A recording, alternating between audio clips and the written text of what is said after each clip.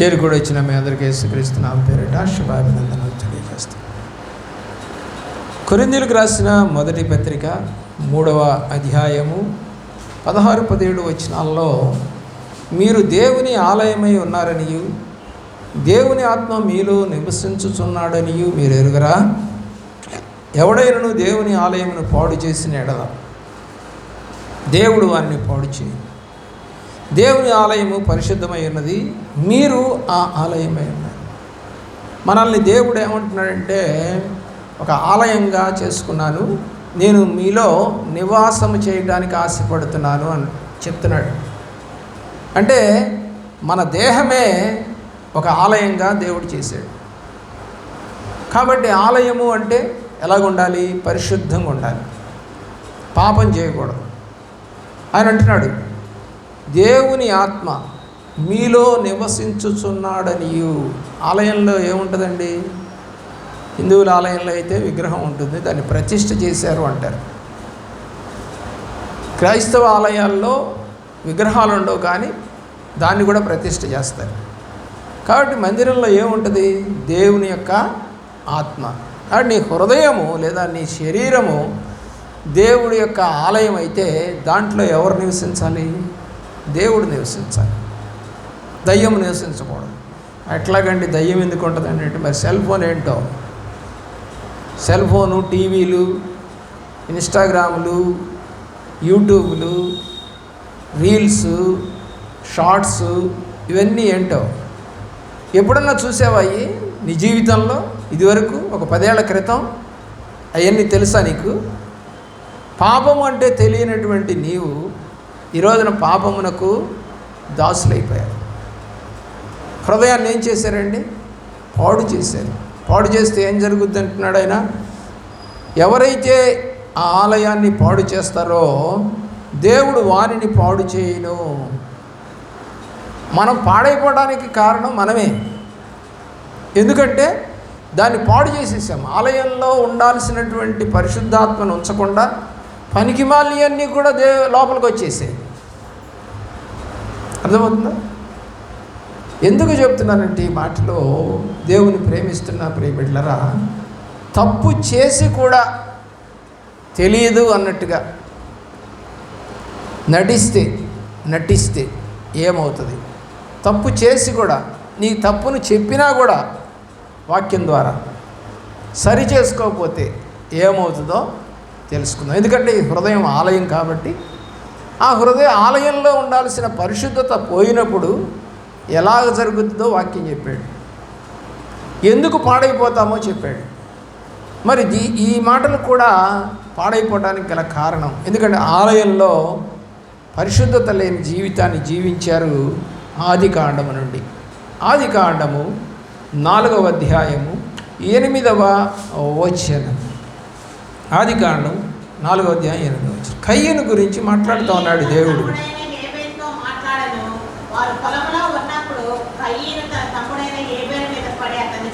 చూడండి, అయిపోయింది. ఎందుకు చంపాడు అనేది దేవుడు హేబేలు యొక్క అర్పణను అంగీకరించాడు, కయ్యను యొక్క అర్పణను అంగీకరించలేదు. కారణం ఏమిటి అంటే, కయ్యను ఏం చేశాడంటే అననీయ సప్పీరాల్లాగా అపోస్తల కార్య గ్రంథంలో ఏం చేశారు? వాళ్ళు ఇద్దామనుకున్నంత కానుక ఇవ్వకుండా దాచుకున్నట్టుగా రాశాడు. ఎందుకులే ఇంత. నా దగ్గర కూడా ఒక ఆమె ఇదే స్థలం అమ్మేసింది. ఇదే స్థలాన్ని అమ్మింది వేరే వాళ్ళకి అమ్మినప్పుడు ఆమె, అయ్యా ఆ స్థలం అమ్మేశాము అని చెప్పి. ఓకే, మంచిదే. ఎంతకి అమ్మాము? ₹1,00,000 అమ్మాము. ఎప్పుడో 20 ఏళ్ల క్రితం సంగతిలేండి. ₹1,00,000 అమ్మింది. మంచిది. ₹1,00,000 అమ్మితే వాళ్ళిద్దరూ రక్షణ పొందిన వాళ్ళే, మార్తా మరియ. వాళ్ళ పేర్లు కూడా చూడండి ఎంత బాగున్నాయో. ఇద్దరు అక్కచెల్లెళ్ళే. మరి ఇంటికి వచ్చింది మార్తా, ఇంటికి వచ్చింది. అయ్యగారు, మరి ఆ స్థలం అమ్మాము అని. ఎంతకు అమ్మారో నేను అడగల. ఆమె చెప్పింది ఆ మాట కూడా, ఇంతకు అమ్మాము. వేసుకొచ్చి ఎంత ఇస్తుందో తెలుసా? ₹1,000 ఇస్తాను. ₹1,00,000 ఎంత ఇవ్వాలండి? 10,000 ఇవ్వాలి. కానీ ఆమె ఎంత ఇస్తానంటుంది? 1000 రూపాయలు ఇస్తాను. ఏంటమ్మా ఇదేనంటే కానుకయ్యా. దేనికమ్మా అంటే దశంభాగం. దశంభాగం అంటే ఎంతకమ్మా అని అప్పుడు అడిగాను. అప్పుడు చెప్పింది. సరే వద్దులేమ్మా, కానుకే వద్దు, ప్రార్థన చేస్తాలే అన్న. అదేంది అయ్యగారు కానుక ఇవ్వకుండా ఎట్లాగా? వద్దమ్మా, కానుక వద్దులే, ప్రార్థన చేస్తాను. తీసుకోవాలా కానుకని? నేను కానుక తీసుకోకుండా ప్రార్థన చేసి పంపించేసి. పిల్లరా ఆలోచన చేయండి. నీ హృదయము దేవుని ఆలయం కనుక అయితే, నిజంగా పరిశుద్ధత కనుక నీలో ఉంటే వాక్యానుసారమే నడుస్తావు. ఎప్పుడైతే నీలో పరిశుద్ధత అనేది లేదో, ధనం అనేటువంటిది మనిషిని మార్చేస్తుందట, పాపం చేయిస్తుందట. అది ఇస్కరియోతు యూదాని చేయించింది అదే పాపం. డబ్బు తీసుకున్నాడు, చివరికి యేసు ప్రభువునే పట్టించడానికి సిద్ధపడ్డాడు. డబ్బు ఏ పనైనా చేస్తాడ.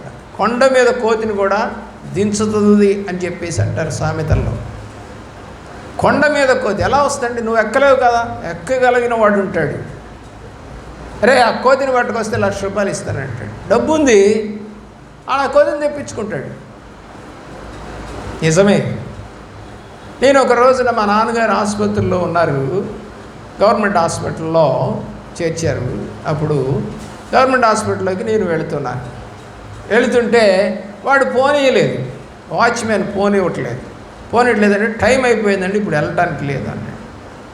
నా పక్కన ఒక ఫ్రెండ్ ఉన్నాడు, మేము అప్పుడు హిందువులం ఉండి అన్నాడు, వాడు ఏం లేదురా, వాడి చేతిలో ఒక 10 రూపాయలు పెట్టు, వాడిని పంపిస్తాడు అన్నాడు. అదేంటిరా 10 రూపాయలు పెడితే ఎందుకు పంపుతాడు? వాళ్ళ ఆఫీసర్ ఒప్పుకుంటాడంటే అవన్నీ తర్వాత నువ్వు ఇచ్చి చూడు అన్నాడు. నిజంగానే 10 రూపాయలు ఇచ్చాను. ఇస్తే వాడు అంటాడు, అటు ఇటు చూసి వెళ్ళండి అన్నాడు. తలుపు తీశాడు, గేటు తీశాడు. అంటే దేనికండి దాసోహం? డబ్బు కావాలి. ప్రియులారా, చివరికి నాన్నగారు చనిపోతే నాన్నగారి కొత్త చెప్పులు కూడా తీసుకుపోయారండి. నాన్నగారి మీద ఒక మంచి కాస్ట్లీ దుప్పటి కప్పి ఉంది. ఆ రోజుల్లోనే 1000 రూపాయల దుప్పటి. అది ఆ దుప్పటి కూడా తీసుకుపోయారండి. మార్చిలో పెట్టాం, ఎందుకంటే రాత్రిపూట చనిపోయారు నాన్నగారు, అర్ధరాత్రి. అందుకని ఇంటికి తేవడం కుదరదని అమ్మా నాన్నలకు ఎవరికి చెప్పకుండా నేనే ఆసుపత్రిలో పడుకునేది నాన్నగారి దగ్గర.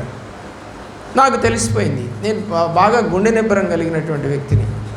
ఏది జరిగినా కూడా నాకేం భయం రాదు. పని ఏం చేయాలో చూస్తాను, నేను ఏం చేయాలి ఇప్పుడు అనేది చూస్తాను.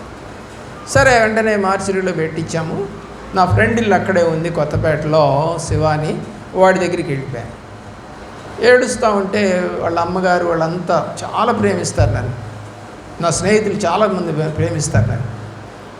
వచ్చి ఏమైంది చెప్పురా అని బతిలాడారు. ఇలా విషయం చెప్పాను. ఇక వాళ్ళ అమ్మగారు అయితే నా పక్కనే కూర్చొని ఓదారుస్తూ, కొంచెం అన్నా తినరా అని బతిలాడుతూ ఉంటే ఎక్కట్లా, కాఫీ తాగమని, పాలు తాగమని, ఉప్పు చాలా చేశారు పాపం. చివరికి నా ఫ్రెండ్స్ తర్వాత ఇక్కడ ఉన్నటువంటి గౌరీశంకర్కి ఫోన్ చేసి మా ఫ్రెండ్స్ ద్వారా పంపించి, రే ఇట్లా చనిపోయారు రాత్రి, అయితే ఇంట్లో వాళ్ళకి ఏం చెప్పొద్దు, నేను పొద్దున్నే రావటం కుదరదు, కాబట్టి నువ్వు ఇంటికి వెళ్ళి అమ్మా నాన్నలకి, అదే అమ్మకి, అక్క, పిల్లలకి అందరికీ టిఫిన్ తీసుకురా, మొత్తం తినాలి వాళ్ళు, ఎందుకంటే చనిపోయారని తెలిస్తే తినరు, చాలా నీరసపడిపోద్ది, మా అమ్మ షుగర్ పేషెంట్ అని చెప్పి పంపించి. ప్రియులరా, వాడు ఇంటికి వెళ్ళి వాడు ప్రభాకర్ కొంచెం లేట్ అవుద్దంట, అందుకని నన్ను టిఫిన్ తెమ్మన్నాడు అని చెప్పి టిఫిన్ పెట్టించి చక్కగా అక్కడే కూర్చున్నాడు, ఎందుకంటే నేను రావాలిగా. ఇంతలోకి మా బాబాయ్, జనార్దన్ బాబాయ్ అని ఒక ఆయన అన్నాడు.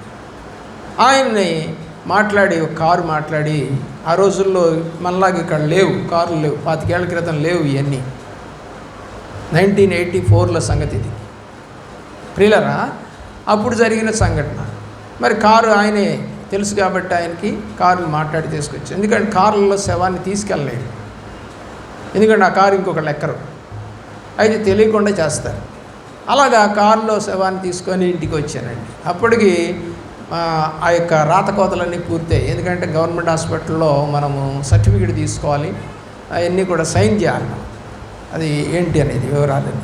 ఎందుకంటే ఆ సర్టిఫికేటే మళ్ళీ మనకి డెత్ సర్టిఫికేట్ అప్లై చేసుకోవడానికి మనకు వస్తుంది. తీసుకొచ్చానండి 10-10:30 ఆ ప్రాంతాలకు వచ్చేసాను. సరే నేను కారు దిగి వస్తామంటే వీళ్ళు ఆశ్చర్యపోతున్నారు. నేను సైకిల్ వేసుకొని పోయేవాడిని. ఏంటి కారు దిగి వస్తున్నాడు అని ముందు డోర్లోంచి నేను వస్తున్నాను. చూస్తుంటే మా అమ్మ చూసి ఏంటబ్బా వీడు కారులో వచ్చాడేంటి అని అనుకుంటూనే ఉన్నారు. సరే ఇంతలోకి నా ఫ్రెండ్స్ అందరూ వచ్చి బాడీని తీసుకొని రావటం. ఇంకా మరి లోపల ఉన్న ఫ్రెండ్స్ ఏమో కుర్చీలు వేసి అక్కడ అంతా రెడీ చేశారు. ఏంటి అంటే చనిపోయారు. పిల్లరా, నా బాధ ఎవరికి చెప్పలేను, చెప్పినా ఎవరికి అర్థం కాదు. ఎందుకంటే దేవుడు ఎన్నుకోవాలనుకున్నప్పుడు కొన్ని కఠినమైన నిర్ణయాలు తీసుకొని నడిపిస్తాడు. నాన్నగారు చనిపోయిన 25 రోజులకే అమ్మగారు చనిపోయారు. ఒకే నెలలో నవంబర్ మాసం 1984 ఇందిరాగాంధీ చనిపోయిన సంవత్సరం. దినం అయిపోయింది నాన్నగారిది అంతే. మళ్ళా 2వ తారీఖు ఆయన చనిపోయారు, ఈమె 25వ తారీఖు చనిపోయింది. ఇద్దరం ఒకే గదిలో, ఇప్పుడు ఉన్నటువంటి నేను ఏ గదిలో అయితే పడుకుంటున్నాను అదే గదిలో ఆమె ఒకవైపు నేను ఒకవైపు, ఇద్దరం ఒకే చోట పడుకుంటాం. ఆమె మా తల్లిదండ్రులు ఎవరితో పడుకోరు, అన్నతో కానీ అక్కతో కానీ చెల్లితో కానీ, నాతోనే పడుకుంటారు. ఏదన్నా నాకే చెప్తారు, ఎందుకంటే అంత జాగ్రత్తగా నడుస్తాను కాబట్టి. దేవుని ప్రేమిస్తున్న పిల్లరా, ఈ హృదయము తల్లిదండ్రులతో నింపబడి ఉంది నాది. చెడుతనం చేయలేదు, పాపం చేయలేదు ఆ రోజుల్లో దేవుని యొక్క ప్రేమలో. ఆ తర్వాత కొంత బాధ వేసింది, చనిపోతానని అనుకున్నారు అందరూ. సరే కొంచెం తేరుకున్న తర్వాత మందు అలవాటైంది నాకు. అంటే ఆ బాధను మర్చిపోవడానికి నా ఫ్రెండ్సే మందు అలవాటు చేశారు. హృదయం పాడైపోతూ వచ్చింది. దేవుడు లేడనుకున్నాను. ప్రతి సంవత్సరం తిరుపతి వెళ్ళి గుండు కొట్టించుకొచ్చుకునే నేను 20 సంవత్సరాలుగా అప్పటికి గుండు కొట్టించుకుంటూ వస్తున్నాను. ప్రియులారా, ఆలోచించేయండి. ప్రతి సంవత్సరం డిసెంబర్ మాసంలో వెళ్ళి తిరుపతి ఒక్కడనే వెళతా, చక్కగా దర్శనం చేసుకొని గుండు కొట్టించుకొని వస్తాను. మరి కాశీదారాలు ఆ ప్రసాదం తీసుకొస్తే మా చుట్టుపక్కల అంతా బ్రాహ్మలే. ఎవరికి దండం పెట్టేవాళ్ళో తెలుసా? నా గుండుకి దండం పెట్టేవాళ్ళు. ఏమిట్రా అంటే ఇది తిరుపతిలో వెంకటేశ్వర స్వామిని చూసి వచ్చిన గుండంట. మరి ఆ యొక్క ప్రసాదం దేవుడి దగ్గర పెట్టి ఆ ప్రసాదాన్ని చిన్న చిన్న ప్యాకెట్లా కట్టి దానికి కాశీదారం కట్టి ఒక్కొక్కళ్ళ ఇంటికి వెళ్ళి ఇచ్చొచ్చేవాళ్ళం. ప్రియులరా, ఎంత భక్తో! కోపం వచ్చేసింది దేవుడి మీద.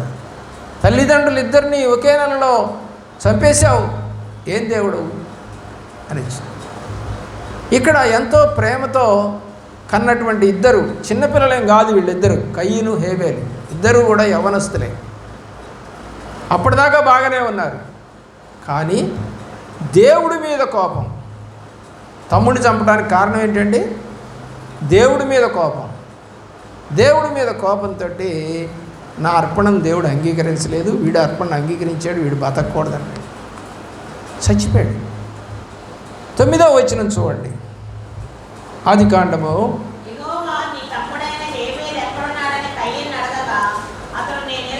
ఏమంటే ఇప్పుడు ఏమన్నాడు? ఇందాక నేను చెప్పిన సబ్జెక్ట్ అది. తెలిసి కూడా తెలియదు అంటే ఏమవుతుంది? అంటే హృదయములో పరిశుద్ధత లేనప్పుడు ఏమవుతుంది? ఆలోచన చేయండి. ఏమంటున్నాడండి? ఎదురు తిరిగి మాట్లాడుతున్నాడండి దేవుడికి. దేవుని యొక్క ప్రేమలో 11, 12 వచనాలు చూడండి.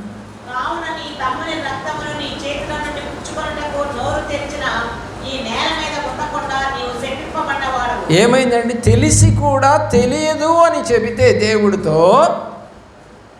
ఏం కాబడతారట? శపించబడతారు. నీకు తెలిసి గనక ఉండి నువ్వు గనక తెలియదు అని మాట్లాడితే ఆకాశంలో నుండి దేవుడు దాన్ని చూస్తూ ఉంటాడు. నువ్వు చేసే తప్పు, నువ్వు మాట్లాడే మాట, నువ్వు నడిచే నడక, నేను వెళ్ళలేదు, నేను అనలేదు, నేను చూడలేదు. అమ్మ ఎందుకమ్మా అంతసేపు సెల్ ఫోన్ చూస్తా ఉంటే? నేను చూడలేదన్నావు అనుకో, పాపమే అది. ఎంతోమంది చెప్తా ఉన్నారు, సెల్ ఫోన్ కనుక చూసినట్లయితే మైండ్ పాడైపోతుంది, హృదయం పాడైపోతుంది, లోపల ఉన్న అవయవాలు పాడైపోతాయి, నపుంసకత్వం వస్తుంది అని మొత్తుకుంటున్నారు డాక్టర్లు. సెల్ ఫోన్ దగ్గర పెట్టుకోవద్దు, మ్యాక్సిమం 1 గంట కన్నా ఎక్కువ చూడొద్దు. మన హిస్టరీ కూడా దాంట్లో కనబడుద్దండి. ఎన్ని గంటలు సెల్ ఫోన్ వాడావో కూడా హిస్టరీ ఉంటుంది దాంట్లో. చాలామందికి తెలియక పాపం దాని లోపల ఎలా చూడాలో తెలియక ఊరికి అరుస్తూ ఉంటారు. రుజువు కావాలంటే నన్ను పిలవండి, ఆ హిస్టరీ ఏంటో, వాళ్ళు ఎన్ని గంటలు చూశారో, ఏ రోజు ఎన్ని గంటలు చూశారో కూడా వస్తుంది, ఏది చూశారో కూడా వస్తుంది. వాట్సాప్ ఎంతసేపు చూసావు, యూట్యూబ్ ఎంతసేపు చూసావు, ఇన్స్టాగ్రామ్ ఎంతసేపు చూసావు, అన్నీ కూడా మీ యొక్క స్టోరేజ్లో కనపడతాయి పిల్లరా. అయితే అది ఎలా ఓపెన్ చేయాలో, ఎలా చూడాలో చాలామందికి తెలియదు. అలా ఎవరితో నువ్వు మాట్లాడావు కూడా, ఏం మాట్లాడావు కూడా మొత్తం కూడా రికార్డ్ అవుతుంది. అందుకని ఈజీగా ట్రేస్ చేస్తూ ఉంటారు పోలీసులు, ఎవరితో మాట్లాడావు. ఫస్ట్ చనిపోయినా లేకపోతే జరిగితే చేసేది ఏంటో తెలుసా, వీళ్ళు ఇంతకు ముందు ఎవరితో చాటింగ్ చేశారు, ఎవరితో మాట్లాడారు అనేది తీస్తారు ఫస్ట్. ఎట్లా వస్తుందండి, ఉంటుంది, హిస్టరీ అంతా ఉంటుంది. కాబట్టి దేవుని ప్రేమించిన పిల్లారా, వీడి హిస్టరీ అంతా కూడా దేవుడి దగ్గర ఉంది. ఎవరి హిస్టరీ? కయ్యని హిస్టరీ. కానీ వాడేమంటున్నాడు, ఏందో దేవుడికే తెలియదు అన్నట్టుగా నాకేం తెలుసు అంటున్నాడు. దేవుడు అంటున్నాడు, నీ తమ్ముడు రక్తం మొరపెడతా ఉంది, పాపం చేసావు నువ్వు. కాబట్టి ఏమవుతున్నావు? చదవండి 11, 12 మళ్ళొకసారి.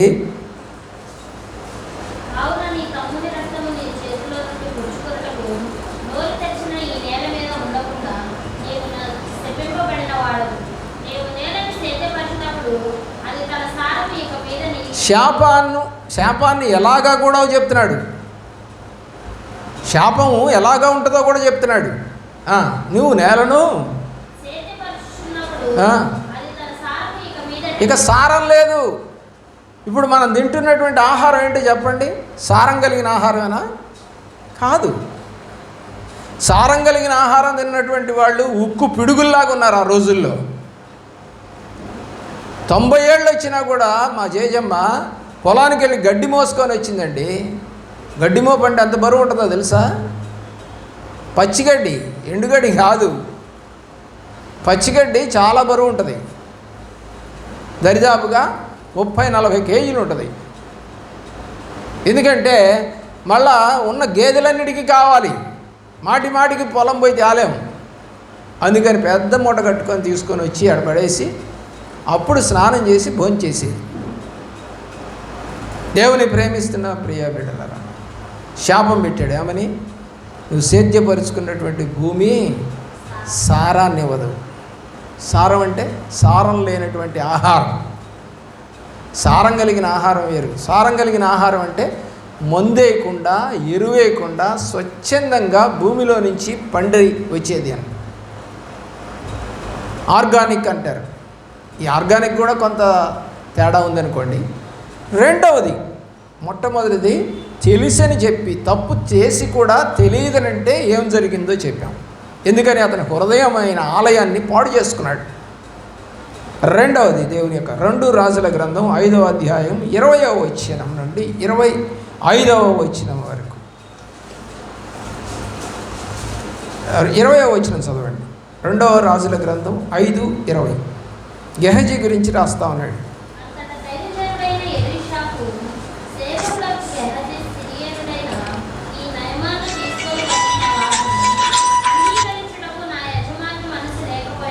అంగీకరించుటకు నా యజమానుడికి మనసు లేదయ్యా నయమాను.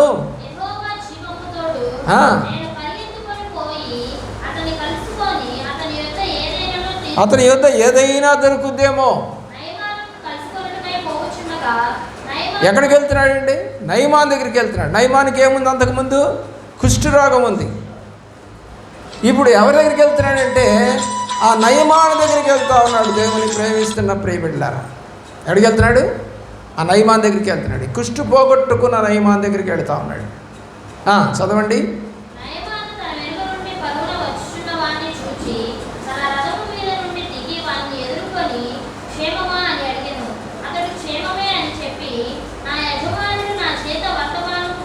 చూడండి ఎంత అబద్ధమో.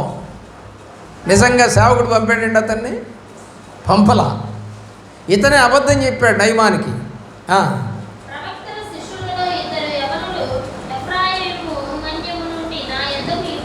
ఎవరో ఇద్దరు వచ్చారంట. ఈయన చెప్పాడంట, సేవకుడు చెప్పాడంట, నువ్వు ఆయన దగ్గరికి వెళ్ళి తీసుకొని రా అని చెప్పాడట అని చెప్తున్నాడు నయమానికి. ఎంత అబద్ధమో, ఎంత అబద్ధమో. ఇప్పుడు చూడండి, అబద్ధం ఆడితే ఏమవుతుంది? దైవ సేవకుడితో, దైవ సేవకుడు అంటే దేవుడితో సమానం కింద లెక్క. ఎందుకంటే దేవుని దూతలే దైవ సేవకులు, దానికి తోడు ప్రవక్త ఇతను. ప్రియులరా, ఆలోచన చేయండి ఏం జరిగిందో. 25వ వచనం చూడండి.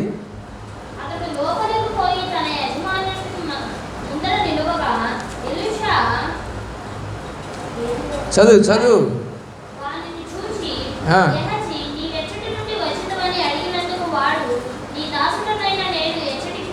ఇందాక నయమానుతోనూ అబద్ధం చెప్పాడు, ఇప్పుడు దైవ సేవకుడితో కూడా అబద్ధం చెబుతున్నాడు. నేను ఎక్కడికి పోలేదు. ఎన్ని అబద్ధాలు ఆడాడండి నయమాన్ దగ్గర. ఎవరో ఇద్దరు వచ్చారు, మరి వాళ్ళ కోసం నా దాసుడు నన్ను తెమ్మన్నాడు అని ఎన్ని అబద్ధాలు చెప్పాడు. ఇక్కడికి వచ్చాడు, ఇవన్నీ తీసుకొని ఏం చేశాడంటే మధ్యలో గుడారంలో దాచిపెట్టాడు అతను. తన గుడారముని అంటే సేవకుడి దగ్గర పనిచేసేవాడికి కూడా ఒక గెస్ట్ రూమ్ లాగా ఉంటుంది అన్నమాట. ఆ గుడారంలో దాచిపెట్టాడు. ఇప్పుడు సేవకుడు అడుగుతున్నాడు, ఎక్కడికి వెళ్ళి వచ్చావన్నాడు. సేవకుడికి తెలియకనా? సేవకుడికి తెలుసు, కానీ వీడేమైనా నిజం చెబుతాడేమో అనుకున్నాడు, కానీ చెప్పలా. చదవండి.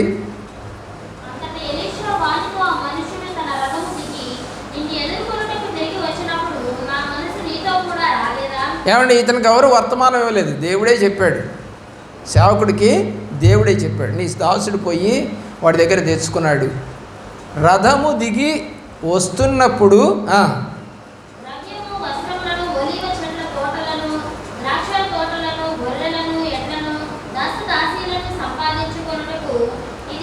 ఏమిరా బాబు, సేవ చేయడానికి వచ్చావు, ఇవన్నీ గృహాలు లేకపోతే వస్తువులు, వాహనాలు, నగలు, నాణ్యాలు సంపాదించుకోవడానిక మనం వచ్చింది? ఇదే సమయము? దేవుడి దగ్గరికి వచ్చిన తర్వాత ఇదే? ఈనాడు ఎంతోమంది కార్పొరేట్ సేవకులు దశంభాగాలు ఇవ్వట్లేదు అని చెప్పి మాట్లాడుతూ ఉన్నారు. దశంభాగాలు వారు ఇస్తే తీసుకో, లేదంటే నోరు మూసుకో. దశంభాగాలు ఎవరైనా నువ్వు అడగకూడదు. వాక్యం చెప్పడం వరకే నీ పని. అంతేగాని అడుక్కునేవాళ్ళలాగా సంఘములో వాళ్ళు ఇట్లేదు దశంభాగం, వీళ్ళు ఇట్లేదు, సంఘానికి వస్తున్నారు కానీ డబ్బులు రావట్లేదు అని మాట్లాడతావా? సంఘంలో తప్పు కదా. ఎవరికి విరుద్ధంగా మాట్లాడుతున్నట్టు నువ్వు?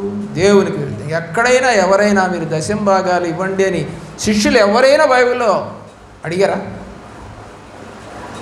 ఎవరు అడగలేదు. దశంభాగమే కాదు, 90% ఇచ్చినా తీసుకో, కానీ అడిగి తీసుకోబాకు. వాక్యం చెప్పు, బలపరచు, స్థిరపరచు. వాడు ప్రభువులో ఐక్యము చేయి. వారికి ఇష్టమైతే సమర్పించుకున్న వాళ్ళు ఉన్నారు, గాజులు ఇచ్చిన వాళ్ళు ఉన్నారు, నగలు ఇచ్చిన వాళ్ళు ఉన్నారు, ఇళ్ళు ఇచ్చిన వారు ఉన్నారు, భూములు ఇచ్చిన వాళ్ళు ఉన్నారు, స్థలాలు ఇచ్చారండి ఎన్నో చర్చిలకి. వాళ్ళు నువ్వు అని అడిగితే కాదు. ఒక ఆయన వచ్చి నా దగ్గరికి వచ్చి ఒకసారి అన్నాడు, ఎస్ సార్ మేము మందిరం కట్టుకుంటున్నాం, మీ యొక్క పేరున ఒక 10 బస్తాలు వేసి సస్యమంట అన్నాడు. ఎవడు చెప్పాడు నీకు? నేను ఇస్తానని ఎవరు చెప్పారు నీకు? అంటే నీ ఉద్దేశం ఏంటి అసలు? ఏమన్నా నీకు నాకు పరిచయం ఉందా? ఎవడో చెప్పాడట, రెడ్డి గారు కూడా దేవుడిని నమ్ముకున్నాడని. బడికి వచ్చేసాడండి. బడికి వచ్చేసి 10 బస్తాలు మిగేయండి అన్నాడు. 10 బస్తాలు ఏంటి? నీ ఇష్టమే. ఇప్పుడు వీడేం చేశాడు? ఎవరో వచ్చారు ఇద్దరు, మరి ఒకళ్ళంటేనేమో తక్కువ వస్తుంది, ఇద్దరంటే కొంచెం అన్నం ఎక్కువ వేస్తాంగా. అలాగే వీడు కూడా ఏం చెప్పాడు, ఇద్దరు వచ్చారంట కాబట్టి ఇద్దరు సరిపడా వస్త్రాలు, నగలు అన్నీ కూడా తీసుకొని వచ్చుకున్నాడు. ఏమంటున్నాడు?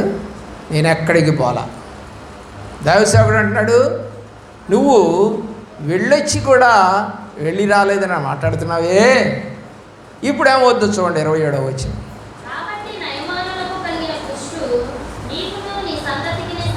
తెల్లని కుష్టి అంట. ఏ కుష్టి అంట? తెల్లని కుష్టి అంట. మనకి కొంచెం ఎర్రతోలు ఉంటే చాలు, అబ్బో ఎంత మురిసిపోతామో. 30 సార్లు చూసుకుంటుంది అద్దం. కొంచెం ఐబ్రోస్ తక్కువగా ఉన్నాయి, పెన్సిల్ తీసుకొచ్చుకొని రుద్దుదాం. కొంచెం ఏదో నూనూగు మీసాలు వస్తున్నట్టున్నాయి, వీటిని తీసేద్దాం. ఎర్రతోలు ఉన్న వాళ్ళకి బాగా భలే ఎక్కువ. కాబట్టి వీడికి ఏ కుష్టి వచ్చిందండి? తెల్లగా అయిపోతాడంట మనిషి, పాలిపోయినట్టుగా ఉంటారు. ప్రియులరా, ఎవరికండి? వాడికి ఒక్కడికేనా? చూడండి, సంతతికి కూడా, ఇంట్లో ఉన్న ఫ్యామిలీ మొత్తానికి వచ్చిందంట. ఏమాడితే? అబద్ధం ఆడితే. ప్రియులరా, నీ హృదయము ఆలయం, పరిశుద్ధంగా ఉండాలి. తప్పు చేస్తే చేశానని ఒప్పుకో, లేదు అంటే రుజువు చూపించు. చేయలేదు అంటానికి రుజువు చూపించు. ఎక్కడ దాచుకున్నాడండి? గుడారంలో తీస్తే కనపడతాయి. ఆకాను గుడారంలో తీస్తే కనపడతాయి. నువ్వు అనుకుంటున్నావేమో ఏ పెట్టెలోనో కనపడకుండా ఏ పోపుల పెట్టెలోనో దాచిపెట్టావేమో డబ్బు. ఒక ఆమెకి కష్టం వచ్చింది, ఆసుపత్రిలో చేరాడంట. రోడ్డు మీద యాక్సిడెంట్ అయ్యి భర్త. ఇప్పుడు అప్పటిదాకా అంతకు ముందు కూడా, ఆ యాక్సిడెంట్కి ముందు కూడా ఎవరో వచ్చి అడిగితే, అక్క మరి ఒక 100 రూపాయలు ఏంటి, తర్వాత రేపు ఇస్తానంటే, అక్కడే అమ్మా అసలు మీ అన్న ఏమన్నా రూపాయి ఇస్తాడా నాకు, అన్నీ ఆయనేగా చూసుకునేది, అస్సలు ఇవ్వడు నాకు అని చెప్పేసి పంపించింది. ఇంకంతే. అదే తీసుకెళ్ళి ఆసుపత్రిలో చేర్చారంట. పలానా ఆసుపత్రిలో అనగానే లోపల ఉన్నటువంటి వంటగదిలో ఉన్న 4-5 డబ్బాలు తెరిచి ఆ డబ్బాలో ఉన్న డబ్బులన్నీ తీసుకుపోయిందంటే. ఏం లేవందండి? 100 రూపాయలు కూడా లేవంట. 10,000 రూపాయలు తీసుకుపోయింది. ఆ పెట్టిలో 1000, ఈ పెట్టిలో 1000, ఆ పెట్టిలో 2000 అట్ట దాచిపెట్టింది. డబ్బు బలి తెలియగలదు ఆడది, మామూలు ఆడవాళ్ళు కాదు అండి. ఏమంటే అననీయ సప్పీరాలు కూడా మామూలు ఆడవాళ్ళు కాదు. ఏం చేశారు? భర్తకి చెబుతుంది, అయ్యా అంత డబ్బులు ఎందుకులే, కొంచెం ఇద్దాం. ఒక రోజు నేను నా సేవకుడు వచ్చాడు, ఎప్పుడో 20 ఏళ్ళ క్రితం సంగతి నేను మాట్లాడతాను. ఆ రోజుల్లో 10 రూపాయలకి ఎంతో వాల్యూ ఉంది. ఎందుకంటే Guntur to Vijayawada bus ticket 10 రూపాయలు. ఏది? Express bus. నార్మల్ బస్ అయితే 7 రూపాయలు. ప్రియులారా, ఆ రోజుల సంగతి. సరే, మేము ఆ రోజుల్లో 100 రూపాయలు ఇచ్చేవాళ్ళం సేవకుడికి. 100 రూపాయలు అంటే చాలా ఎక్కువ. ఈ రోజుల్లో 2-3 వేల కింద లెక్క. ఆ రోజుల్లో కూడా మాకు ఇచ్చిన దేవుడు ఇచ్చినటువంటి దాన్ని బట్టి సేవకుడికి ఎవరికి 100 తక్కువ ఇచ్చేవాళ్ళం కాదు, ఏ సేవకుడు వచ్చినా. ప్రియులారా, ఆలోచన చేయండి. కానీ ఒక రోజున నాకే బుద్ధి పుట్టి, ఎందుకు వేస్తే ఇంత డబ్బులు ఎందుకు, ఒక 50 ఇద్దాంలే, 2 ఇవ్వచ్చు సేవకుల కన్నా. సరే, ఆమె అనేది కాదు నన్ను. సరే, ఏమనేది కాకపోతే 50 రూపాయలు ఇచ్చేవాళ్ళం. 50 రూపాయలు ఇచ్చిన తర్వాత ఆ పాస్టర్ గారికి ఏదో భోజనం ఏదో పెట్టడానికని లోపలికి తీసుకెళ్తారు కదా, ఆ తీసుకెళ్ళినప్పుడు మరొక 50 ఆమె ఇచ్చేది. అంటే ఆ ఉద్దేశం ఏంటి? 100 ఇవ్వాలి మనం, ఏం తగ్గించాడు కాబట్టి ఆ 50 కూడా ఆమె కల్పించేస్తే 100 అవుతుంది.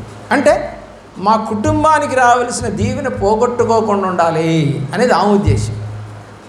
నేను కొంచెం పిసినారండి ఆ రోజుల్లో, రూపాయి కూడా ఇచ్చేయడానికి చూసేవాడిని. ఈ రోజుల్లో సేవకుడికి 1000 రూపాయలు తక్కువ ఇవ్వట్లేదు.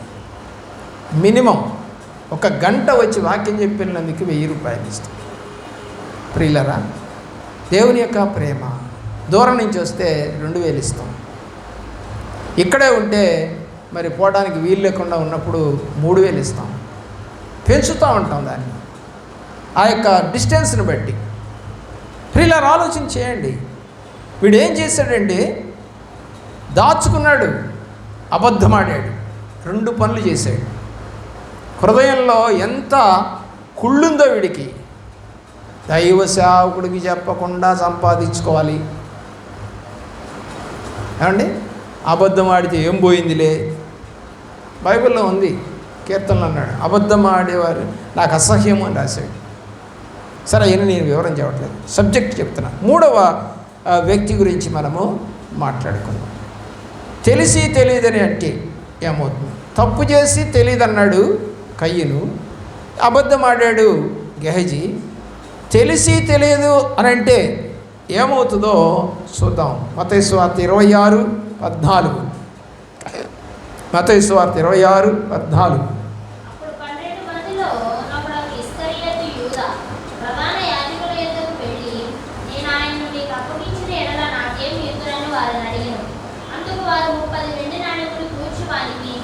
చూడు ఏం చేశారండి, అప్పగిస్తే నాకేమి ఇస్తారన్నాడు. 30 వెండి నాణాలు ఇచ్చారు. అయిపోయింది, మొత్తం సెటిల్మెంట్ అయిపోయింది. ఎవరిని? యేసు ప్రభు వారిని పట్టించడానికి, చంపేయటానికి 30 వెండి నాణాలు ఆ రోజుల్లో తీసుకున్నారు, 2000 సంవత్సరాల క్రితం. 21వ వచనం దగ్గర నుంచి రండి.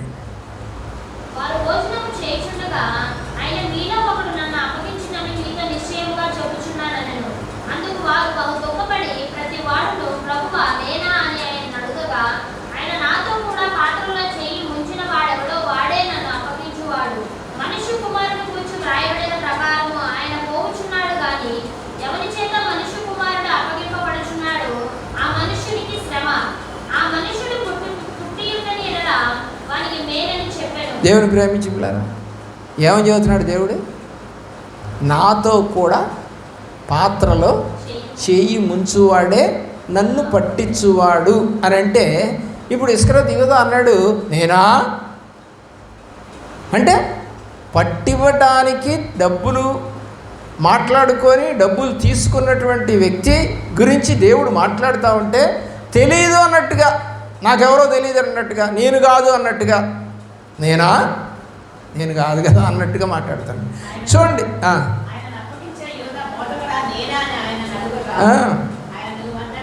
చూసారా? నువ్వేరా అని చెప్పినా కూడా వాడు మాట వినలేదు. నువ్వే తీసావు, నేను చూశాను అని అన్నా కూడా నేను అసలు వెళ్ళలేదు, నేను అసలు తీసుకోలేదు. ఎంత ధైర్యం అండి దేవుడి ముందు మాట్లాడటానికి. ఈరోజు అనేక మంది దేవుడి సన్నిధికి వస్తున్నారు. ఈ దేవుడు ఉన్నాడు, మందిరంలో దేవుడు ఉంటాడు, ఆయన సన్నిధిది, ఆయన ప్రెజెన్స్ ఇది. కాబట్టి మనం అబద్ధం ఆడకూడదు అని తెలిసి కూడా దేవుని మందిరంలో ఎంతమంది అబద్ధాలు ఆడుతున్నారు. దేవుడి ముందే ఆడాడు ఇస్కరియోతు యూదా. నేనా? నువ్వేరా? నేనా? నువ్వే అన్నా కూడా వింటలేదు. ఆలోచన చేయవలసిందిగా కోరుతా ఉన్నాం. ఈరోజున అనేక మంది కట్నాలు తీసుకుంటూ, మేము తీసుకోలేదండి, ఏదో ఇల్లు ఇచ్చారంటగా ₹1,00,00,000, అబ్బే వాళ్ళే ఇచ్చారండి. వాళ్ళు ఎవరో చెప్తున్నారుగా, ఏమి ఇస్తారు అమ్మాయికి అని అడిగితే ఇల్లు ఇస్తామని చెప్పారంటగా, ఎంత అవుద్దని అడిగారంటగా, మీరు ₹1,00,00,000 అని చెప్పారంటగా. ఆ రోజుల సంగతి. అబ్బో చాలా విషయాలు తెలుసుకున్నావే నువ్వు అంటారు. మరి ఎందుకు అబద్ధం ఆడతా? ఇచ్చావుగా, తీసుకున్నావుగా, కట్టబెట్టారుగా, పెళ్ళాళ్ళే చేశారు కదా, పెట్టుపోతలాళ్ళే పెట్టారు కదా, అన్నీ చేశారు కదా, ఏం పెట్టలేదంటావు ఎందుకు? ఒక ఆమె నాతో మాట్లాడుతూ, అయ్యా మా అమ్మాయి ఇలాగుంది, ఒక సంబంధం చూడమన్నారు. సరే అని సంబంధం చూస్తే వీళ్ళు మా వాళ్ళు కాదే అంది. ఎవరు మీ వాళ్ళు? నువ్వు క్రైస్తవురాలువేనా అన్న. అవును, వాళ్ళు క్రైస్తవులే. క్రైస్తవులు మనవాళ్ళు కాదా? క్రైస్తవులకి కులాలు ఉంటాయా? నిజ క్రైస్తవులకి కులాలు ఉండవండి, లేని వాళ్ళకే కులాలు ఉంటాయి. నిజ క్రైస్తవులని చెప్పుకుంటూ పైకి అబద్ధాలు ఆడేటువంటి వాళ్ళకి దేవుడు కృప ఉండదు. ప్రసక్తే లేదు. నువ్వు ఎన్నైనా అనుకో, పాపం అది. ఉంటే చేసుకో, మీ వాళ్ళు కాదంటలా. కావాలని కోరావు, క్రైస్తవులు చేసుకో, దానికి వంకలు పెట్టుకో. దేవుని ప్రేమిస్తున్న ప్రియ బిడ్డలారా, 27వ అధ్యాయము 5వ వచనం. 27వ అధ్యాయము 5వ వచనం.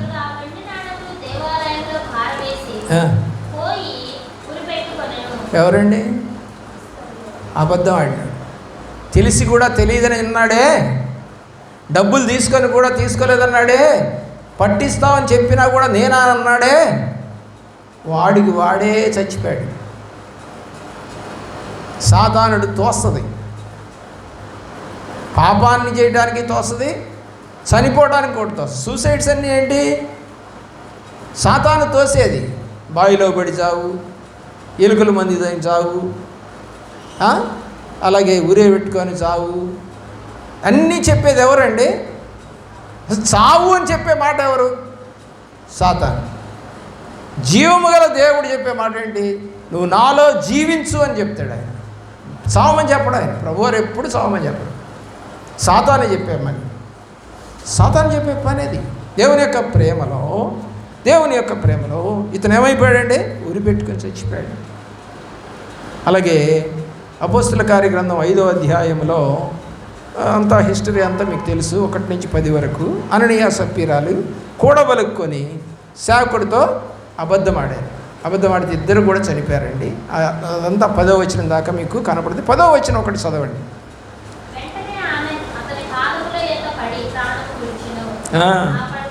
అప్పుడు సంఘానికి భయం వచ్చిందంట. ఇది భర్త చనిపోయాడు, భార్య చనిపోయాడు. సంఘంలో ఉన్నటువంటి వాళ్ళంతా చూస్తూనే ఉన్నారు అది. ఎందుకంటే తీసుకెళ్ళి పాతి పెట్టింది కూడా సంఘస్థులే. ఎందుకంటే అబద్ధం ఆడతా? సేవకుడితో, పరిశుద్ధాత్మతో ఎందుకంటే అబద్ధం ఆడతా? కూడబలుక్కొని సేవకునితో అబద్ధం ఆడాడు. ఇంతకే అమ్మితిరా అని అడిగాడు సేవకుడు. అవును ఇంతకే అన్నారు. అబద్ధం ఆడేశారు. ఎప్పుడు అబద్ధాలు ఆడకూడదండి, మంచి పద్ధతి కాదు. సరి చేసుకోండి. ఒకవేళ గద్దించినప్పుడు ఈ మధ్య మా ఇంట్లో కూడా ఏదో ఒక సందర్భంలో నేను ఒకటి అంటూ ఉంటే మా టీచర్ గారు ఎందుకు అలాగంటారు అంది. అవును కరెక్టే అనకూడదు, సరి చేసుకోవడం వెంబటే. సరి చేసుకునే మనసు నీకుంటే దేవుడు క్షమాపణ ఇస్తాడు, లేదంటే ఇవ్వడు. ప్రియులారా ఆలోచన చేయండి. అక్కడ జరిగిన సంగతి మీకు తెలుసు. ఇద్దరు కూడా చనిపోయారు. తెలిసి డబ్బు కాసి పెడితే ఏమవుతుంది అంటే తీసుకోకూడదు అని తెలిసి కూడా ఆశపడితే ఏమవుతుంది చూద్దాం ప్రియులారా. సంఖ్యాకాండం 22వ అధ్యాయం 5వ వచనం.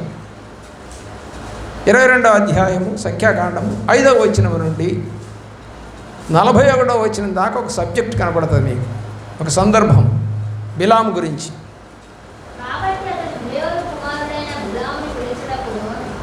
సరే సబ్జెక్ట్ నేను చెప్పనా?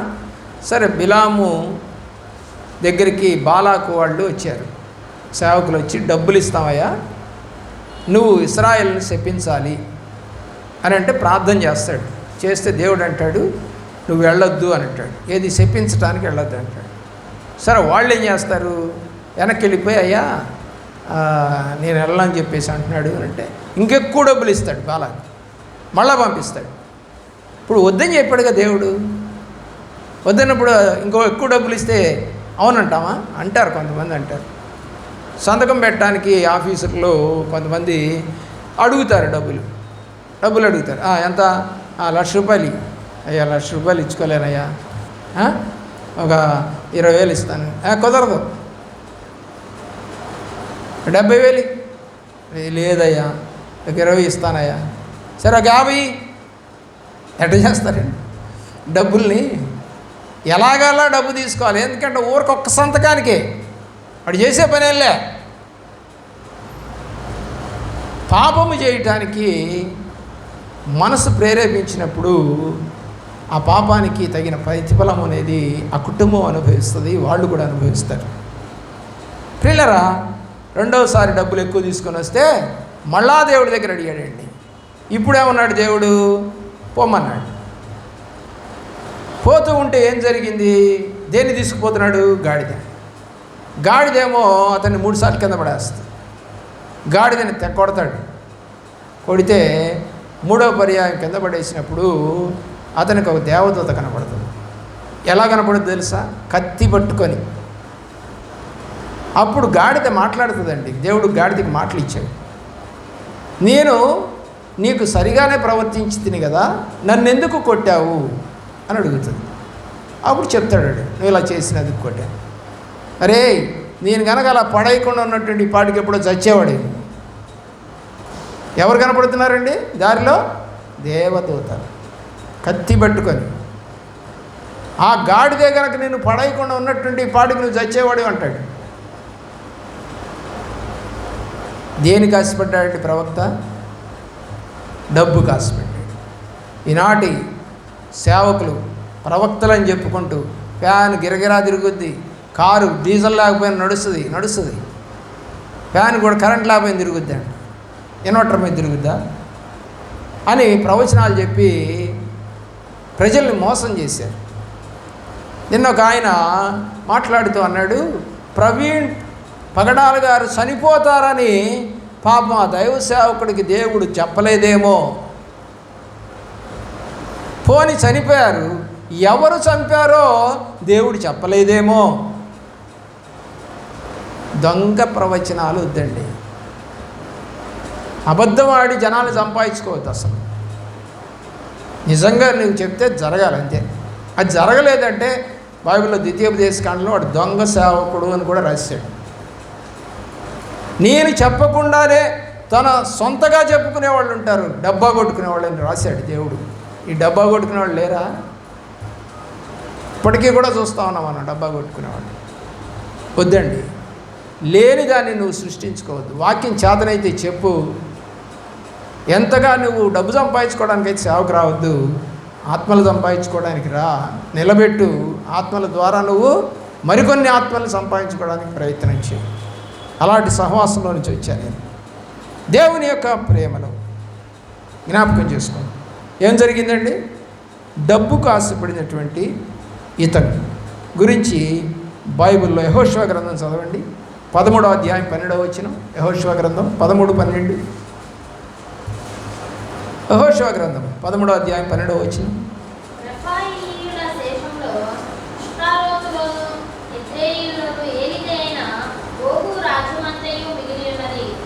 యెహోషువ గ్రంథము 13వ అధ్యాయము 12వ వచనం.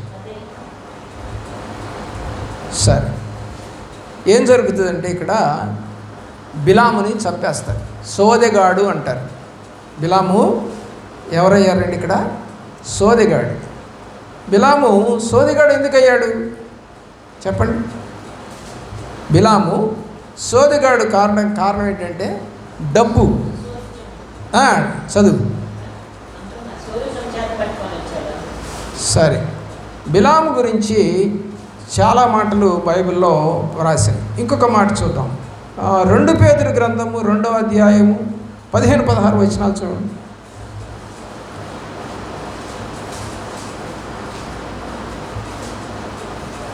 త్వరగా చదవండి. 2వ అధ్యాయము 15-16 వచనాలు.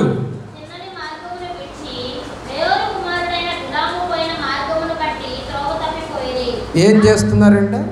తోవ తప్పిపోతారంట. ఎందుకు? అన్యాయముగా సొమ్ము సంపాదించుకోవడానికి.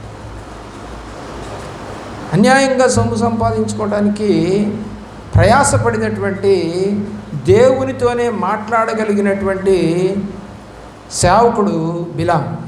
కానీ ఏం జరిగింది చెప్పండి? దేవుని యొక్క ప్రేమలో తప్పు త్రోవ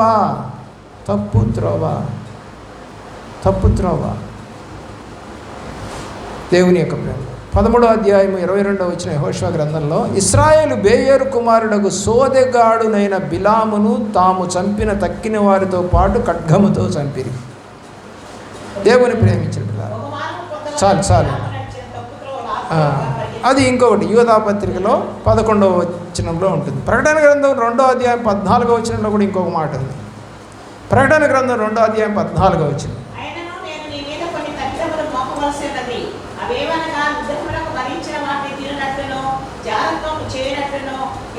బిలాము గురించి రాయబడిందంటే చదువుతా సరిపోతుంది. అది బిలామును అనుసరించే వాళ్ళు నీలో ఉన్నారు. దేనికోసం? డబ్బు కోసం వాడు ప్రవచనం చెబుతాడు లేదా శపిస్తాడు. ఈ రోజున అలాగే చాలామంది కార్పొరేట్ సేవకులు డబ్బు కోసం రకరకాల ప్లాన్లు వేస్తూ ఉన్నారు, జిమ్మిక్కులు చేస్తూ ఉన్నారు. ఏమంటే ఒక చర్చిలో మరి ఫోకస్ లైట్లు పెట్టారు. ఈ కింద వైపునేమో 4 రంగులు వచ్చే లైట్లు పెట్టారు. అవి మాటి గట్ట ఎలుగుతూ ఆరుతూ రంగులు మారుతూ ఉంటాయి. ఈ రంగులు ఎట్లా మారుతున్నాయా అని చెప్పేసి ఆ వీడియో చూస్తే అప్పుడప్పుడు కెమెరాని కిందకి అట్లా ఇటు తిప్పారు. అప్పుడు నాకు అర్థమైంది, లైట్లు కనపడతాను పైనుంచి కూడా ఫోకస్ లైట్లు. అయ్యగారు ఎప్పుడన్నా స్టేజ్ మీద ఒకే చోట ఉండి చెప్పడు. ఆయన స్టేజ్ దరిదాపుగా 60 అడుగులు పొడుగేస్తాడు. ఈ 60 అడుగుల పొడుగులు ఆయన ఊరుకోకుండా అప్పుడప్పుడు చేతులు ఊపుకుంటూ ఏమండి హడావుడి చేసుకుంటూ కింద పొంగుతూ పైకి లేస్తూ డ్యాన్సులు వేస్తూ చెప్తూ ఉంటాడు ఆయన వాక్యం. ఆయన ఎటు తిరిగితే అటు మరి ఫోకస్ లైట్ ఆయన మీద పడాలి, ముఖం కనపడాలిగా బాగా. మరి సెలబ్రిటీస్ కదా వీళ్ళు, మేకప్లు వాళ్ళ విగ్గులు కలర్స్ అన్నీ వేస్తారు. సేవకులు కూడా అన్ని వేషాలు ఉంటాయి. చదివాం కదండి, అయిపోయింది, చదివామండి. ఇప్పుడు చదివింది అదే, మళ్ళీ ఎందుకు చదువుతారు మీరు? దేవుని ప్రేమలో ప్రియులారా, సేవకునికి ఎదురు తిరిగితే ఏమవుతుంది? సంఖ్యాకాండం 12:1-10 వరకు, సంఖ్యాకాండం 12వ అధ్యాయం 1-10 వరకు. ఇక్కడ ఎవరెవరు కనపడతారంటే చదవద్దు, నేను చెప్తాను. అహరోను మిరియాము కనపడతారు. వాళ్ళ తమ్ముడు మోషే కూషు దేశస్తురాల్ని వివాహం చేసుకున్నాడు. చేసుకున్నందుకు వీడు మన కులం కాదు, మనోడు కాదు, నల్లగా ఉండే పిల్లని చేసుకున్నాడు వీడు, ఈయన ఎర్రగా ఉంటాడు అని చెప్పేసి ఎదురు తిరిగారు. దేవుడు కోపం వచ్చింది. సరే రండి నా సన్నిధికి రండి అన్నాడు. వచ్చారు. వస్తే మోషే నా ఇల్లంతటిలో నమ్మకమైన వాడు అని చెప్తాడు మోషే గురించి ఆ ఇద్దరికి. కాబట్టి నా మోషేకి మీరు ఎదురు తిరిగారు కాబట్టి మిరియాముకి కుష్ఠరోగం వచ్చింది. అర్థమైందా? అర్థమవుతుందండి? చూడండి అక్కడ కనపడుతుంది. 3-4 వచనాలు చదవండి. యెహోవా ఆ మాట వినెను. మోషే పూర్ణ విధిన వారందరిలో మిక్కిలి సాత్వికుడు. యెహోవా మీరు ముగ్గురు ప్రత్యక్షపు గుడారములకు వెంటనే హఠాత్తుగా మోషే అహరోను మిరియాములకు ఆజ్ఞ ఇచ్చెను. ఆ ముందు మాటలు ఏమంటాడంటే, నేను అతనితో ముఖాముఖిగా మాట్లాడతానన్నాడు. ఎలా మాట్లాడతాడు దేవుడు మోషేతో? ముఖాముఖిగా మాట్లాడతాడు. గబుక్కున వాక్యాన్ని పట్టుకోవడం చేత కాకపోతే సబ్జెక్ట్ అర్థం కాదండి. చాలు ముఖాముఖిగా మాట్లాడతాడు. భూమి మీద సాత్వికుడు. అలాంటి వారితోటి మీరు ఇష్టం వచ్చినట్టుగా మాట్లాడతారా మీరిద్దరూ అనగానే 7వ వచనం అనుకుంటాను చూడండి. మిరియాముకి తెల్లని కుష్ఠరోగం వచ్చేసింది. అప్పుడు ప్రయాణం అప్పుడు చాలు సబ్జెక్ట్ అంతవరకు కుష్ఠరోగం వచ్చిందండి. ఇప్పుడు ఏం జరిగిందంటే, దేవుని ప్రేమిస్తున్న ప్రియబిడ్డలారా, ప్రయాణం ఆగిపోయింది 7 రోజులు. ఎందుకు? కుష్ఠరోగులు మరి సమాజంలో కలిసి రావడానికి వీల్లేదు. అప్పుడు అహరోను ఏడుస్తాడు, పాపం చేశాం మేము అని. అంటే ఎవరు బతిలాడుకుంటున్నారు? మోషేనే దేవుణ్ణి అడుగుతాడు. ఇప్పుడు అయ్యా కుష్టి తగ్గించమంటే అప్పుడు దేవుడు ఆ కుష్టిని పోగొట్టినట్టుగా మనము బైబిల్లో చూస్తాం, దేవుని యొక్క ప్రేమలో. కాబట్టి సేవకునికి ఎదురు తిరిగితే ఏమవుతుంది?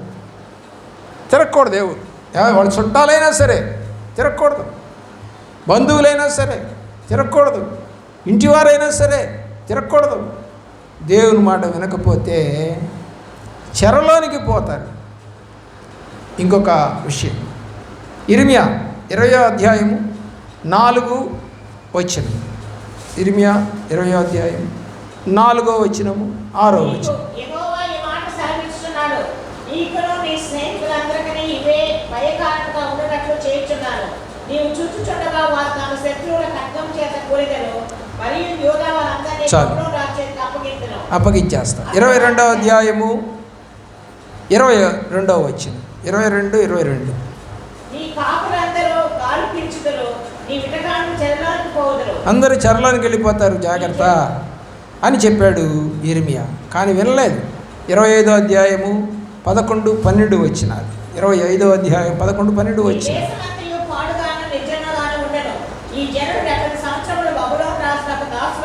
అయ్యా మీరు ఇట్లా చేస్తున్నారు, దేవునికి వ్యతిరేకంగా మాట్లాడుతూ ఉన్నారు, సేవకుని కొడుతున్నారు, బొండాల్లో వేసేస్తున్నారు, గ్రంథం రాసిన దాన్ని కాల్ చేస్తూ ఉన్నారు, ఎన్ని చేస్తున్నారు. యెరూషలేము 70 సంవత్సరాల పాటు చెరలోనికి వెళ్ళబోతా ఉంది. 29వ అధ్యాయం 10వ వచనం. 29:10.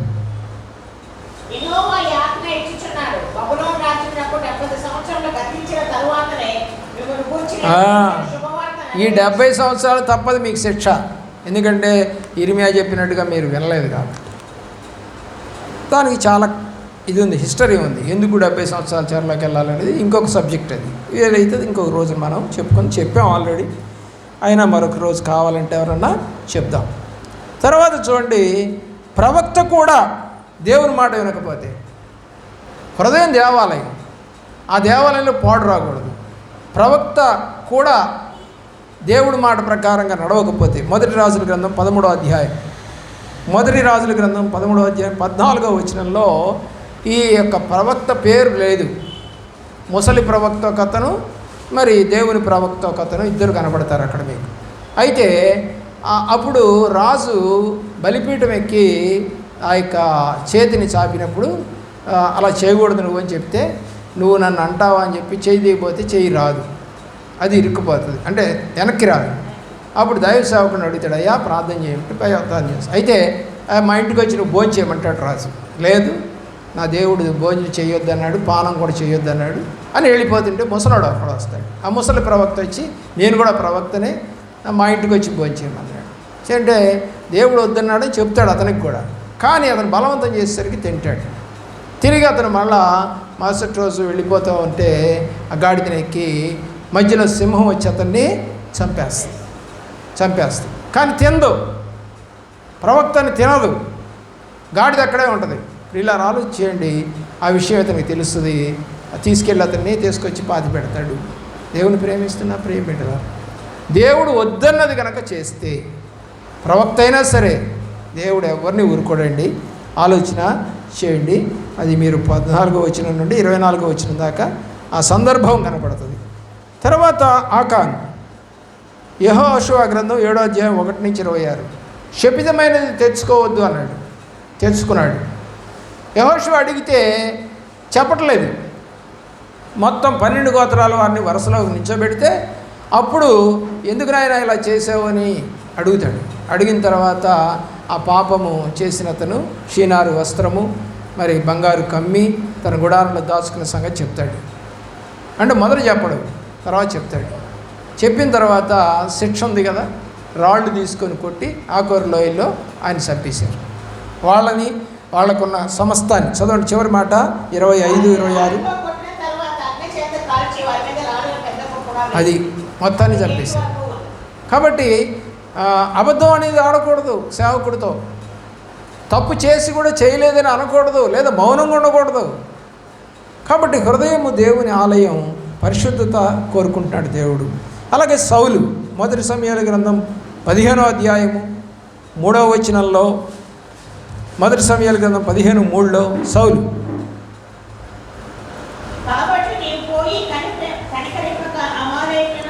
మొత్తం అమాలేకుల్ని, పిల్లలు, గొడ్లు, గోద మొత్తాన్ని చంపేమని చెప్పాడు దేవుడు. సమూయేలు ద్వారా సౌలుకి చెప్పాడు. ఇతనేం చేశాడో చూడండి, 7వ వచనం.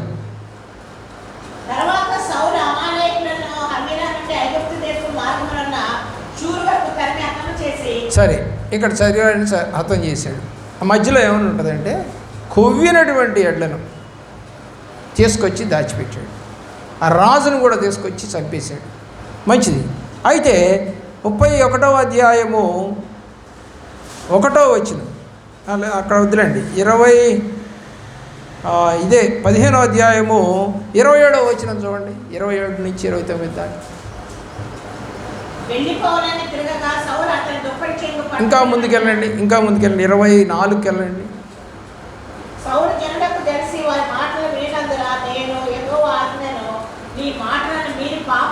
పాపం చేశాడు. మొత్తాన్ని చంపేమని చెప్తే ఇతను కొవ్వినట్లనంట దేవుడి కోసం తీసుకొచ్చాడంట బలి ఇవ్వటానికి. అక్కడ అంటాడు సమూయేలు, ముందుకెళ్ళండి, 17, 18, 20లో అంటాడు, దేవుని మాట వినుట కన్నా బలులు అర్పించుట మంచిదా అంటాడు. ఎవరికని పట్టుకోవాలి వాక్యం.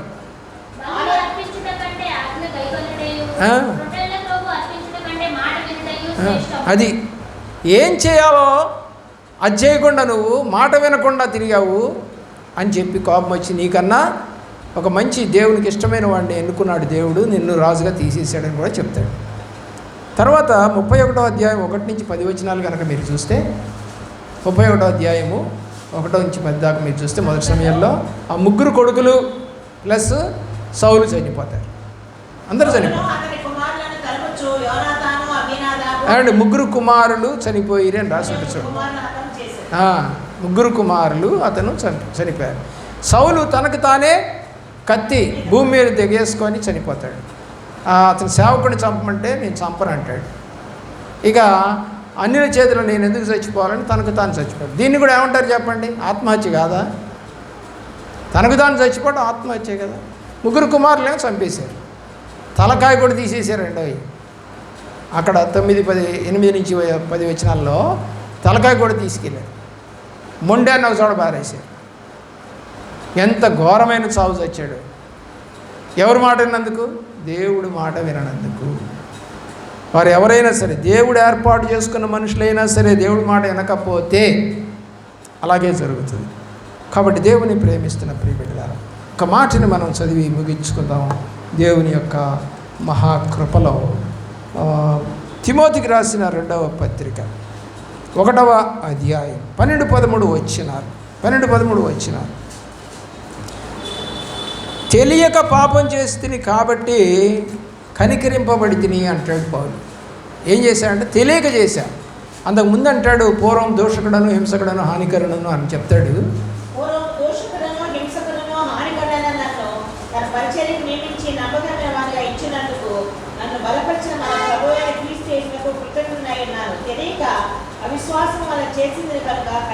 అది తెలియక చేస్తేనేమో కనికరం ఉంటుందండి. తెలిసి చేస్తే ఇప్పుడు చెప్పిన లిస్ట్ అంతా మీకు తయారవుతుంది. ఎవరెవరు? కయ్యేను, దేవుని ప్రేమిస్తున్న ప్రియుళ్ళ, గెహాజీ, దేవుని యొక్క కృపలో యోధ, అలాగే అననీయ సప్పీరాలు, బిలాము, దేవుని ప్రేమించి పిల్లల, అలాగే దాతాను కోరహ అభిరాములు కూడానండి. సంఖ్యాకాండంలో 16వ అధ్యాయం 1 నుంచి 33 దాకా ఆ సంఘటన మీకు కనపడుతుంది. అలాగే ఇశ్రాయేలీలు, అలాగే ప్రవక్త, అలాగే ఆకాను, సౌలు, ఇంకా చాలామంది ఉన్నారు. తెలియక చేస్తే క్షమిస్తాడు, తెలిసి కనుక చేస్తే శిక్ష తప్పదు. కుటుంబాలకు కూడా వచ్చింది శిక్ష. నాకు ఒక్కడికే కదా, నేనే కదా అబద్ధం ఆడింది అని అంటాడు దావీదు. సమూయేలు 2వ గ్రంథం చివరి అధ్యాయంలో, అయ్యా నేనే కదా, నా కుటుంబమే కదా పాపం చేసింది, ఎందుకు వాళ్ళందరినీ చంపేస్తావు అని అడిగితే అప్పుడు తన పాపమును తాను ఒప్పుకొని బలిపీఠం కట్టి అప్పుడు దేవుడి యొక్క ఉగ్రత ఆగిపోతుంది. అప్పటికే 70,000 మంది చచ్చిపోతారు. ఒప్పుకున్నాడు పాపాన్ని. నేనేగా పాపం చేసింది, నా కుటుంబమేగా పాపం చేసింది అని. ఇందాక నేను చెప్తున్నా ఏమని, నువ్వు గనక తెలిసి గనక దాన్ని చేసింటే ఒప్పుకో. గదే అబద్ధం ఆడబాకు. ఆడితే మాత్రం లెక్కప్ప చెప్పాల్సింది బైబిల్ ప్రకారం. ఎవరైనా సరే, ప్రవక్త కావచ్చు, విశ్వాసి కావచ్చు, ఏమండి తాను ఎన్నుకున్న బిడ్డలు కావచ్చు, ఎవరు చేసినా సరే దేవుడు ఊరుకోడు. ఎందుకంటే పాపాన్ని క్షమించే దేవుడు ఉన్నాడు, కానీ ఒప్పుకోకపోతే క్షమించడు. శిక్ష కూడా ఉంటుందండి. కొంచెం శిక్ష, ఎక్కువ శిక్ష, మధ్యస్థపు శిక్ష, ఇలా రకాలు ఉంటాయి. ఇశ్రాయేలు పాపం చేశారు కదా, 70 సంవత్సరాలు శిక్ష చేశాడు. చంపలా, వేరే దేశానికి పంపించేసాడు. వాళ్ళేం చంపలా, బబులోను రాజు కూడా ఏం చంపలేదాడు. కాకపోతే వీళ్ళ దేశంలో ఉండకుండా పరాయి దేశంలో బానిసలుగా బతికారు. శిక్ష మాత్రం పోదు. కొందరిని చంపేశాడు, కొందరికి కుష్ఠరోగం తెచ్చాడు, కొంతమందిని రాజుగా తీసేశాడు. శిక్ష మాత్రం తప్పదు. చేసిన తప్పు ఒప్పుకోకపోతే అర్థం చేసుకొని దేవుడు వాక్యం వైపు చూడండి. తెలియక చేస్తే కనికరించబడతాం, తెలిసి చేస్తే ఈ శిక్షలన్నీ తప్పవు. అలాంటి శిక్షలు నీకు మీదకి రాకుండా ఉండును గాక, అలాంటి తప్పు నువ్వు చేయకుండా ఉందును గాక, అలాంటి మనసు నీకు రాకుండా ఉందును గాక, అలాంటి హృదయం అనేటువంటి ఆలయాన్ని పాడు చేయకుందువు గాక. దేవుడు కృపలో నీకును మీ కుటుంబంలోకి తోడై ఉండి నడిపించి దీవించును గాక. మోకరించండి, ప్రార్థన చేస్తాను.